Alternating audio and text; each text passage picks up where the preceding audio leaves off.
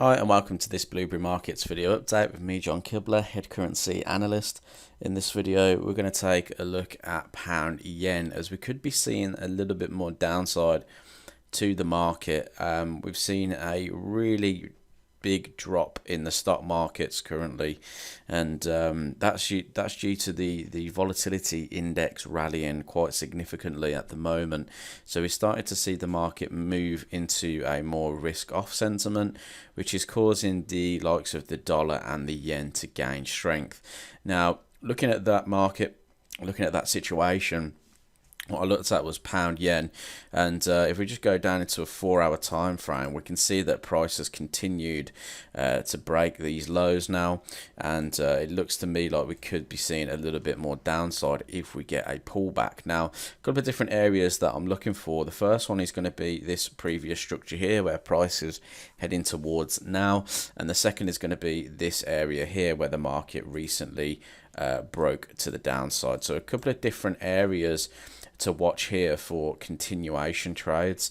I like the idea of looking for that trend trades and opportunity. What I would need to see though is price pull back up into this area and then the lower time frame change trend, because what I don't want to be caught in is a false breakout pattern, and then the market, obviously the risk then is the market pushes back to the upside. So I want to see some downside, some further downside in this market. The only thing we've got here right now is that price could be on a little bit of a reversal.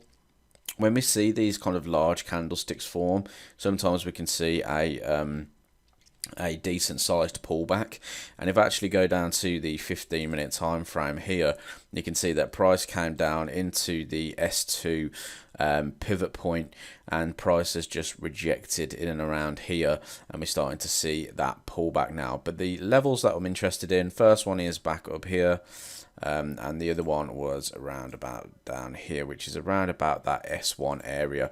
So what I'll be looking for is, if price pulls back into either of these, what I would need to see is some kind of double top pattern, some kind of change in trend, to then look for further downside on this market. I think we could be heading towards 149.30, which is the previous swing lows, and yeah, I reckon the market could get there, especially if this risk off sentiment continues in the market. So keep an eye on pound yen. Could see some further short opportunities on this today if we do see the change in trend.